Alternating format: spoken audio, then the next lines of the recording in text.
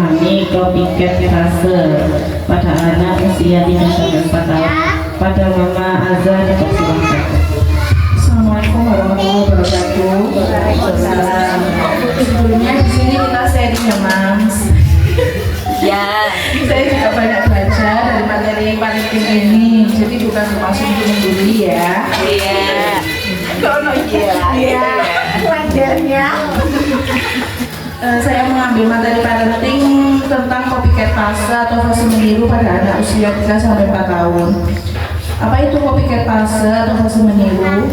Copycat fase atau fase meniru adalah tahap di mana anak cenderung meniru perilaku, ucapan, ekspresi, dan kebiasaan orang-orang di sekitarnya, terutama orang tua, saudara, atau figur yang dikagumi.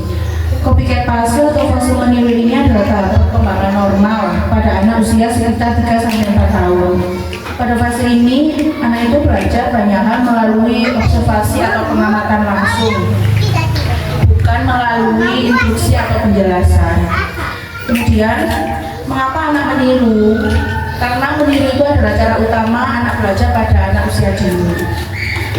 Beberapa alasan mengapa anak melakukan peniruan antara lain, yang pertama adalah belajar keterampilan baru. Misalnya, berbicara, memakai baju, atau makan sendiri. Kemudian, yang kedua adalah memahami aturan sosial. Di sini anak belajar apa yang dianggap boleh dan tidak boleh. Kemudian yang ketiga adalah membangun kedekatan. Dengan meniru orang tua atau orang-orang di sekelilingnya, anak merasa lebih dekat secara emosional. Yang kemudian adalah mencari perhatian dan validasi. Di sini anak ingin diapresiasi atas tindakannya sekecil apapun.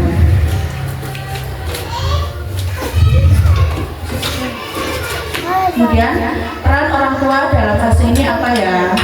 Karena anak belajar dari apa yang dia lihat, orang tua itu harus menjadi teladan yang terbaik. Berikut peran penting orang tua di fase ini. Yang pertama adalah jadilah role model yang baik. Anak itu banyak belajar dari contoh dibandingkan nasihat. Jadi tunjukkan sikap positif seperti berkata sopan, sabar, suka menolong, disiplin, dan menghargai orang lain. Kemudian yang kedua adalah arahkan dengan lembut. Jika anak meniru hal yang tidak baik atau kurang baik, jangan dimarahi, tetapi coba jelaskan. Misalkan tadi mama marah, tapi itu bukan contoh yang baik ya. Kalau kamu marah, kita bisa omongkan pelan-pelan. Kemudian berikan pujian saat anak meniru hal positif. Misalkan, wah kamu bantu ibu bensin mainan, hebat sekali. Dengan pujian itu bisa memperkuat perilaku baik untuk ditiru di kemudian hari. Kemudian yang keempat, perhatikan bahasa dan tindakan. Hindari berkata kasar, berteriak atau bertengkar di depan anak, karena apa yang orang tua lakukan itu cenderung akan ditiru. Kemudian adalah aktivitas edukatif untuk mendukung copycat fase. Yang pertama adalah membaca buku bersama. Ketika membaca buku itu, mama-mama bisa menunjukkan ekspresi, juga nada dan sikap baik dari tokoh dari cerita yang dibacakan. Kemudian melibatkan anak dalam kegiatan rumah.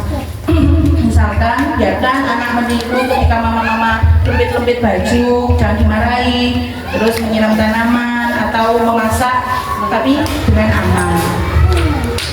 Kemudian menonton dan berdiskusi. Misalkan jika anak meniru dari TV atau YouTube yang sekarang viral, misalkan sambil tanyain, menurut kamu itu perbuatan baik atau tidak ya?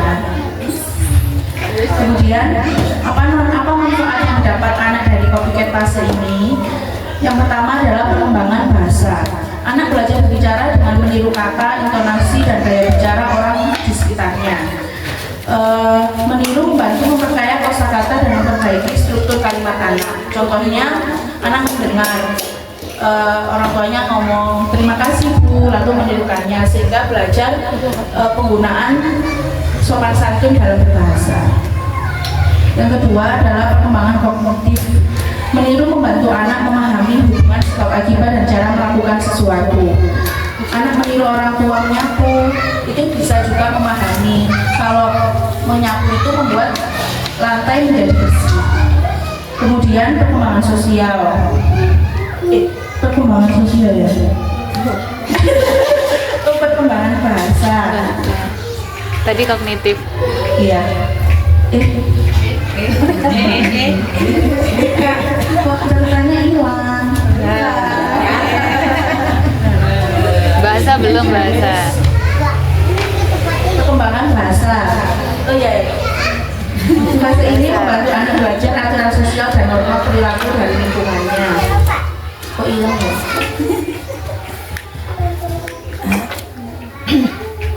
Perkembangan, kemudian adalah perkembangan emosional. Meniru ekspresi wajah dan emosi membantu anak mengembangkan empati dan kesadaran diri. Di sini anak itu bisa belajar mengenali dan mengelola perasaannya sendiri juga orang lain. Contohnya anak melihat temannya sedih, misalkan dia kebiasaan orang tuanya kalau dia sedih dipeluk, jadi dia mungkin kalau di sekolah temannya sedih jadi meluk. Kemudian yang terakhir adalah perkembangan motorik. Meniru gerakan membantu anak melatih koordinasi tubuh dan keterampilan motorik halus maupun kasar. Contohnya seperti meniru gerakan senam, menulis, atau menggambar dalam bentuk yang sederhana. Kesimpulan dari fase copycat ini adalah tahap perkembangan alami pada anak usia 3-4 tahun, di mana anak belajar dengan cara mengamati dan meniru perilaku orang-orang di sekitarnya.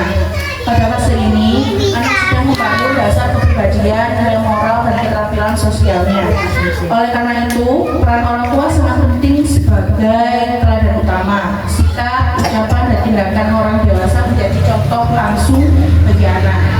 Memberi contoh positif, mengarahkan dengan lembut, serta memberikan pujian atas perilaku baik akan membantu anak meniru hal-hal yang bermanfaat dan membentuk karakter positif di masa depan. Pesan akhir untuk orang tua, anak tidak hanya mendengar apa yang kita katakan, tapi dia melihat apa yang kita lakukan. Jadilah contoh terbaik karena di masa depan perilaku anak akan menjadi refleksi dari kebiasaan orang tuanya hari ini. Self reminder. Terima kasih. Assalamualaikum warahmatullahi wabarakatuh. Waalaikumsalam warahmatullahi wabarakatuh. Baik, terima kasih. Anak itu kan meniru ya. Nah, tadi ada bahasa bahwa jadilah kita role model yang terbaik untuk anak. Di Mama Azza sendiri, bagaimanakah role model yang Mama Azza sampai sajikan ke anak-anak sehingga ke Azza terutama sehingga apa yang menjadi tujuan Mama Azza ini memang bisa nyampe ke Azza. Kita aja yang satu pancingan. Terima kasih. Ya. Kalau pengalaman saya sendiri kalau ke Azza, ada pengalaman buruk juga pun.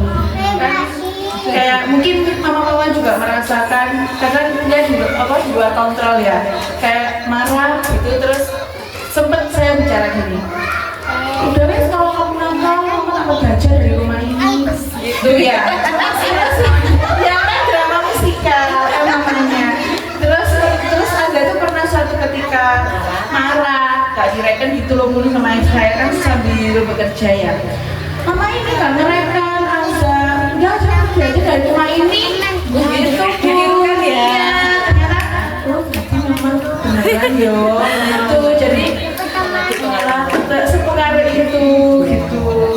Kalau yang role model ini yang saya merasakan Azza bisa menirukan baru-baru ini yang baru saya lihat. Kalau misalkan ada tamu gitu pun kan biasanya ayo Azza minta tolong ambilkan ini buat ini. Jadi sampai sekarang gitu pun kalau ada siapapun yang ke rumah kadang gitu, ini jajan, ini minum, terus dia ini minum, berarti sepengaruh itu gitu. Terus misalkan bangun tidur dulu kata ayahnya sampai jangan disuruh kok secili deku kan biasa kalau anak cewek kan sama ayahnya sedekat itu gak bisa disakiti kan ayahnya dia. Terus kayak pembiasaan menaruh baju kotor itu loh bun, alhamdulillah sekarang sudah bisa itu. Oke.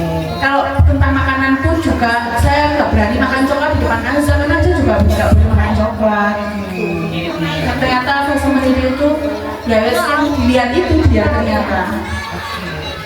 Ternyata sedetik itu Sedetik ya. itu saya juga baru belajar materi ini kan beberapa hari yang lalu ternyata oh ya ya fase meniru ini. Jadi beneran ya kalau tentang materi ini tuh ternyata oh nggak sekedar gitu loh. Ya, betul sekali. Terima kasih Mama Azza.